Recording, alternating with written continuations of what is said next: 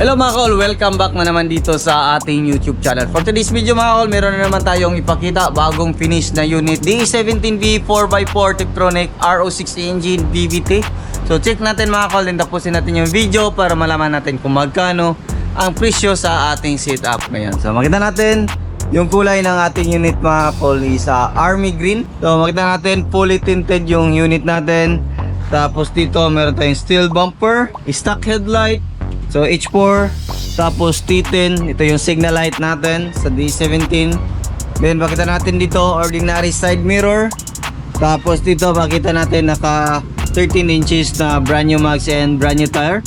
So 165 by 65 R13 yung sukat ng ating gulong. Makita din natin dito naka fully undercoat yan. Makita natin kompleto tayo sa rim visor. Meron tayong top load carrier sa itaas. Then dito sa likuran, same, naka 13 inches brand new mags and brand new tire. Brake drum, then sa harap is naka disc brake. Makita natin dito yung spare tire na sa ilalim, fully undercoat coil spring. Rear wheel drive po ito mga kol, meron siyang differential. Then meron siyang front drive para sa kanyang 4x4. Ayan, makita din natin dito mga kol, meron tayong third light. Ayan, so meron tayong washer dito, wiper sa likuran, step board. Ayan, so steel light, meron tayong plate holder para hindi mabin yung plaka natin. Tapos makita din natin dito yung ating loob. So brand new matting, naka VIP concept yung ating ceiling. Street seat, yung kaganahan nito mga kol basta street seat is makagawa tayo ng napakalaking spasyo ng ating minivan. So pakita natin kung paano natin i-fold yung upuan ng ating minivan. So ayan, pakita natin ito, tag natin. So yan, so makita natin dito is level yung ating flooring dito sa likuran kasama yung ating upuan. So pakita natin, ayan, so yan yung upuan natin, ito, so level siya. So yan, pakita natin. Yan o, napakalawak ng minivan natin mga kapag naka-fold yung ating upuan. So yan yung kagandahan sa mga minivan mga kol, kasi multi-purpose siya. Pwede natin pang pamilya, pang negosyo, at saka gawing mini camper van kung mahilig tayo sa camping. Yung mga ganitong unit, the 17V variant is manual sliding, hindi siya power slide. So yan, makita natin naka VIP ceiling. Tapos nagpalagay yung client natin ng extra mini fan dyan. So dual mini fan yung pinalagay kasi yan, so gusto nila, nakita nila sa ibang mga vlog na meron din ganyan. So nagpalagay yung client natin. So ito yung upuan niya, meron siyang mga extra lagayan dito. Tapos meron siyang tie range, then jack, at saka riser. Ito yung riser natin. Then ito yung upuan natin pag nakabalik. Yan, so bagong seat cover. Ito yung napili na seat cover ng ating client mga kol. Yan. So yan yung posisyon natin pag nakaupo tayo dito. Yan, napakalawak pa sa likuran. Then ito naman yung ating legroom dito sa likuran. Yan, brand new yung matting natin. Tapos ito yung view natin pag nandito tayo sa likuran. Ito yung makikita natin sa harap. So tingnan natin dito. Power window yung harap. Tapos meron siyang mga bottle holder, cup holder. Then yung dashboard natin is back to original yung kulay natin.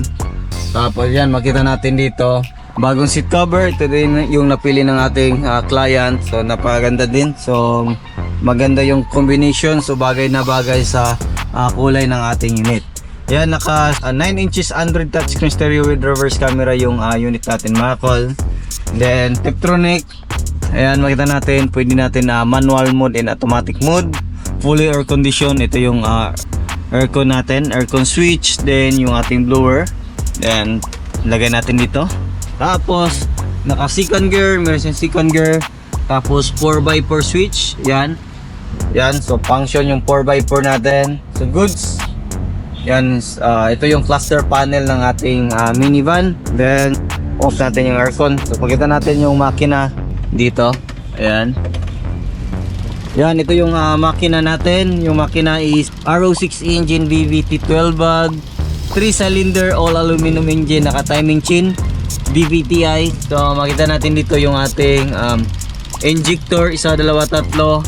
Then oxygen sensor dalawa, upstream and downstream. Dito yung ating coolant cylinder or temperature cylinder. Camshaft sensor. Dito yung ating BVT solenoid. Then yung ating PCB bulb. Dito na tayo mag-refill ng ating engine oil. Dito naman yung ating ignition coil at saka spark plug sa ilalim. Ayan, no? Ganda ng andar. So tahimik. So yung kaganahan sa mga ganitong minivan mga kalis, tahimik talaga yung mga andar. Ayan, so dito open natin. Tapos dito dilipin natin. So dito yung ating throttle body, full electronic, so wala na siyang cable, alternator, aircon compressor. Then dito yung ating AGS oil. Then ito yung ating gauge ng ating oil. So bagong change oil yan mga kol. So fully synthetic yung gamit natin. Tapos dito yung ating air filter housing, main fuse box, then yung ating ECU. So yan yung makita natin sa ilalim. So hindi po yan mainit mga kol kasi meron yung insulator yung ilalim ng ating upuan. Original yan. Tapos dito meron yung mga insulator. Ayan, original din yan. Tapos yan, yung dashboard natin, napaganda. So back to original. So dito tayo sa hood natin. Makita natin dito. Hood opener, goods. Then stick niya dito. So makita natin dito yung ating coolant reservoir. Then yung ating brake fluid reservoir, yung ating windshield washer reservoir. So yan yung setup natin ngayon mga kol. No? So napakaganda. So army green, option ng customer yung kulay. So yan yung setup natin. Yung presyo nito mga kol is umabot siya ng 340,000 all in na po yan mga kol. So kasama yung VIP ceiling, new seat cover, tinted, front and rear bumper, mini fan, naka Android touchscreen stereo with reverse camera mga kol. So gusto mag-order, medyo matagal yung gawa natin ngayon mga kol, almost 1 year matapos. Nag-accept din tayo ng Liawi plan dito sa shop natin, 50,000 down payment. Yung balance is i-divide natin kung ilang months ninyo tapusin. Nag-accept din tayo ng repair and services ng mga sasakyan. Halimbawa nakakuha kayo ng minivan sa ibang supplier, is pwede natin yan i-refer dito kung may problema under chassis, heavy PMS, tapos ano pa, aircon cleaning, kung may problema sa makina, engine overhauling, restore sa inyong mga cooling system, is tatanggapin natin yan dito. So yan lang siguro yung ating vlog for today. Maraming salamat sa inyong patuloy na pagsubaybay. Sa bago lang sa ating channel, don't forget to like, share, and subscribe. Then click na rin yung ating notification bell para updated kayo sa ating mga next video uploads kayo. Ingat po mga kol and bye bye. God bless you.